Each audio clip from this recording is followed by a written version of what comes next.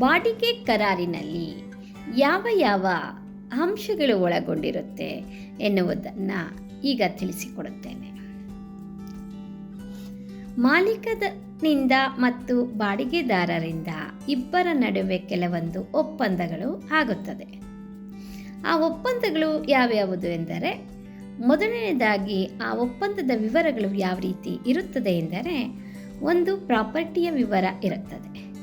Property ಎಲ್ಲಿದೆ, ಅದರ door number ಏನು, ಅದರ ಆಜುಬಾಜುದಾರರು ಯಾರಿದ್ದಾರೆ, ಅಂದರೆ ಉತ್ತರಕ್ಕೆ ಯಾರು, ದಕ್ಷಿಣಕ್ಕೆ ಯಾರು, ಪೂರ್ವಕ್ಕೆ ಯಾರು, ಪಶ್ಚಿಮಕ್ಕೆ ಯಾರು ಎಂಬುದನ್ನು ಆ ಒಂದು ಬಾಡಿಗೆ ಕರಾರಿನಲ್ಲಿ ಮುಖ್ಯವಾಗಿ ಇರಬೇಕಾದಂಥ ಅಂಶವಾಗಿರುತ್ತದೆ. ನಂತರ ಎರಡನೇದಾಗಿ ಹೇಳಬೇಕೆಂದರೆ, ಬಾಡಿಗೆಯನ್ನು ಎಷ್ಟು ಕೊಡಬೇಕು.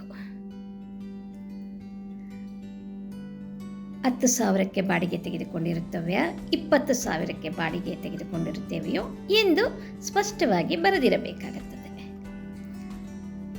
ಮೂರನೇದಾಗಿ, ಬಾಡಿಗೆಯನ್ನು ನಾವು ಆಗಾಗ್ಗೆ ಹೆಚ್ಚಿಸಬಹುದಾ ಎನ್ನುವ ಪ್ರಶ್ನೆ. ಅದರಲ್ಲಿ ಹೆಚ್ಚಿಸಬೇಕಾದರೆ ಎಷ್ಟು ಪರ್ಸೆಂಟೇಜ್? ಈಗ 5% ಹೆಚ್ಚಿಸಬಹುದು. ಅಂದರೆ ಆ ವ್ಯಕ್ತಿ ಆ ಬಾಡಿಗೆಯನ್ನು ಕಂಟಿನ್ಯೂ ಮಾಡಿದ್ದ ಪಕ್ಷದಲ್ಲಿ 5% ಕೊಟ್ಟಿರುವ ಬಾಡಿಗೆಗೆ ನಾವು ಹೆಚ್ಚಿನ ಮಟ್ಟದಲ್ಲಿ ತೆಗೆದುಕೊಳ್ಳುತ್ತೇವೆ ಎಂದು ಸ್ಪಷ್ಟವಾಗಿ ಬರೆದಿರಬೇಕು. ನಾಲ್ಕನೇದಾಗಿ ಹೇಳಬೇಕೆಂದರೆ, ಆ ಮನೆಯಲ್ಲಿ ನೀರು ಸರಬರಾಜು ಆಗಿರುತ್ತೆ, ವಿದ್ಯುತ್ ಶಕ್ತಿ, ಇದನ್ನು ಯಾರು ಕಟ್ಟಬೇಕು, ಇದರ ಜವಾಬ್ದಾರಿ ಯಾರದು ಎಂದು ಬರೆದಿರಬೇಕು. ಸ್ವಾಭಾವಿಕವಾಗಿ ಹೇಳುವುದೇನೆಂದರೆ, ಪ್ರತಿಯೊಬ್ಬರೂ ಸಹ ಅದನ್ನು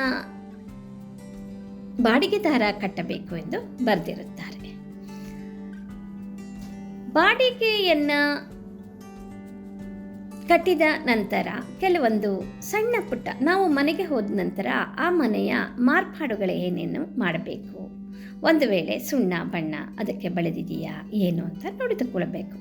ಒಂದು ವೇಳೆ ಸುಣ್ಣ ಬಣ್ಣ ಬಳಿಬೇಕು ಎಂದು ಎನಿಸಿದಾಗ ಅದಕ್ಕೆ ನಾನೇ ಮಾಡುತ್ತೇನೆ ಎಂದು ಬಾಡಿಗೆದಾರ ಅನಿಸಿದರೆ ಅದಕ್ಕೆ ಅವನು ಮಾಲೀಕದಾರನಿಂದ ಒಂದು ಪರ್ಮಿಷನ್ ತೆಗೆದುಕೊಳ್ಬೇಕಾಗುತ್ತದೆ. ತಾನು ಆ ಮನೆಗೆ ಹೋದ ನಂತರ ಅಥವಾ ವ್ಯಾಪಾರ ವಹಿವಾಟು ನಡೆಸೋದಕ್ಕೋಸ್ಕರ ಆ ಒಂದು ಕಟ್ಟಡವನ್ನು ತೆಗೆದುಕೊಂಡಾಗ ತಾನು ಎಲ್ಲೋ ಹೋಗುತ್ತಿದ್ದೇನೆ, ಇದನ್ನು ನಾನು ಬೇರೆಯವರಿಗೆ ಕೊಟ್ಟು ಹೋಗೋಣ, ನನ್ನ ಮತ್ತು ಅವರ ನಡುವೆ ಅಗ್ರಿಮೆಂಟ್ ಇದೆ ಅಂತ ಏನಾರು ಅನಿಸಿದರೆ ಅದನ್ನು ಆ ರೀತಿ ಮಾಡಬಾರದು.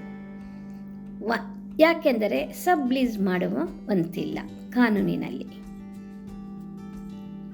ಇಂಥ ವಿವರಗಳನ್ನು ಒಳಗೊಂಡಂತಹ ಬಾಡಿಗೆ ಕರಾರು ಎಂದಿಗೂ ಮಾನ್ಯವಾಗಿರುತ್ತದೆ ಎಂದು ಹೇಳಲಾಗುತ್ತದೆ.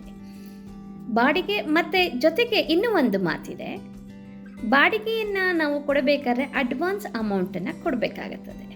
ಅಡ್ವಾನ್ಸ್ ಅಮೌಂಟ್ ಎಷ್ಟು? ಈಗ 3 ತಿಂಗಳಿಗೆ ನಾವು ಎಷ್ಟು ಅಂತ ಫಿಕ್ಸ್ ಮಾಡಿರ್ತಾರೆ.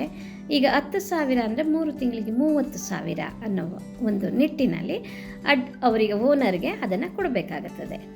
ಓನರ್ ಮತ್ತು ಬಾಡಿಗೆದಾರರ ನಡುವೆ ಈ ರೀತಿ ಒಪ್ಪಂದ ಕ್ಲಿಯರ್ ಆಗಿ ಇರಬೇಕಾಗುತ್ತದೆ. ಜೊತೆಗೆ ನಾವು ಅಡ್ವಾನ್ಸ್ ಅಮೌಂಟ್ ಕೊಟ್ಟಿದ್ದೇವೆ, ನಾವು ವಾಪಸ್ ಅಂದರೆ ನಾನು ಮನೇನ ಖಾಲಿ ಮಾಡ್ಕೊಂಡು ಹೋಗ್ತೀನಿ ಅಂದಾಗ ಆ ವ್ಯಕ್ತಿ ಏನಿದ್ರೂ ಅದರಲ್ಲಿ ನೀವು ಹೋಗೋಕ್ಕಿಂತ ಮುಂಚೆ ನೀವು ಕೊಟ್ಟಿರುವ ಅಡ್ವಾನ್ಸ್ನಲ್ಲಿ ಅಡ್ಜಸ್ಟ್ ಮಾಡ್ಕೋಬೋದು ಅಂತಲೂ ಹೇಳ್ಬೋದು. ಇಲ್ಲ ಅಡ್ವಾನ್ಸನ್ನು ನಾನು ಏನೂ ಇಲ್ಲ, ನಾನು ಪೂರ್ಣ ಕೊಟ್ಟಂಥ ಅಡ್ವಾನ್ಸ್ ವಾಪಸ್ ಕೊಡ್ಬೋದು ಅಂತಲೂ ಹೇಳ್ಬೋದು. ಅದಕ್ಕೆ ವಿತೌಟ್ ಎನಿ ಇಂಟ್ರೆಸ್ಟ್ ಅವರು ಅದನ್ನು ವಾಪಸ್ ಕೊಡಬೇಕಾಗುತ್ತದೆ. ಈ ರೀತಿಯಾದಂತಹ ಬಾಡಿಗೆಯ ಒಂದು ಅಂಶಗಳನ್ನು ಬಾಡಿಗೆ ಕರಾರಿನಲ್ಲಿ ಮೆನ್ಷನ್ ಮಾಡಿ ತೆಗೆದುಕೊಳ್ಳುವುದರಿಂದ ಎಂದಿಗೂ ಯಾರಿಗೂ ಮೋಸ ಆಗುವುದಿಲ್ಲ ಎಂದು ತಿಳಿಸ್ಪಟ್ಬಿಡ್ತೇನೆ. ಈ ಒಂದು ಮಾಹಿತಿ ನಿಮಗೆ ಇಷ್ಟವಾದಲ್ಲಿ ಸಬ್ಸ್ಕ್ರೈಬ್ ಮಾಡಿ, ನ್ಯಾಯ ಕನ್ನಡವನ್ನು ಸಬ್ಸ್ಕ್ರೈಬ್ ಮಾಡಿ ಎಂದು ಹೇಳುತ್ತಾ ಧನ್ಯವಾದಗಳು.